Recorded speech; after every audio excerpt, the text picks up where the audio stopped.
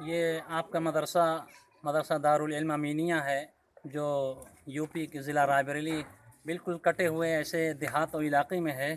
کہ یہاں پر باہر کے شہر کے لوگ نہیں پہنچ پاتے، اور کہ ان کے سامنے مدرسے کے مسائل کو بتایا جا سکے اور یہاں کی ضرورت کو پوری کیا جا سکے۔ افسوس کی بات یہ ہے کہ مسلمانوں کے تعاون سے اور چندے سے مدرسے کی ضرورت کو پوری کی جا رہی۔ میں آپ سے کیا بتاؤں، مدرسے کی جو صورتحال ہے، عام طور سے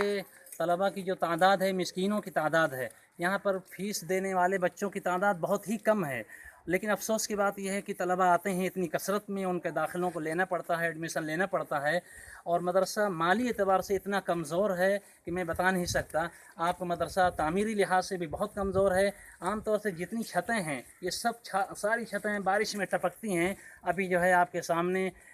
ہمارے طلباء بھی موجود ہیں، اور ان طلباء کے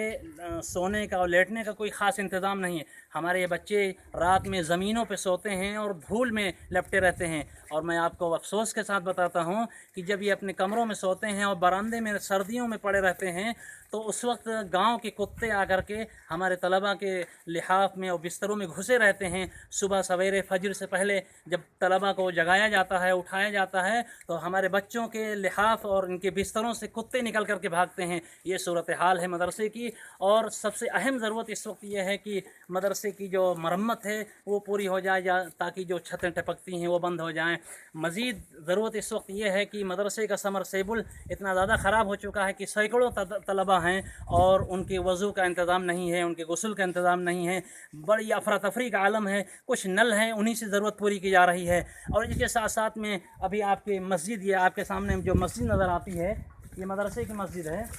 یہ مدرسے کی مسجد ہے۔ مسجد کی چھت کا یہ حال ہے کہ اتنے بے تحاشا ٹپکتی تھی کہ اگر 15 منٹ بارش ٹھہر جاتی تھی اس کے نیچے پڑھائی نہیں ہو سکتی تھی، نماز اس کے نیچے نہیں پڑھی جا سکتی تھی۔ لیکن اس کی بھی مرمت جو ہے کرنے کی کوشش ہوئی، الحمدللہ کچھ نہ کچھ مرمت جاری ہے، لیکن جو صورتحال باہر کی ہے اور اس کے اندر کی ہے، میں اس کی مرمت کرنے کے قابل نہیں، اور اتنا میرے پاس تعاون نہیں ہے، اور میں آپ کو جو کچھ ہے آپ کی نگاہوں کے سامنے دکھاتا ہوں۔ اسی کے ساتھ ساتھ میں آپ کے سامنے یہ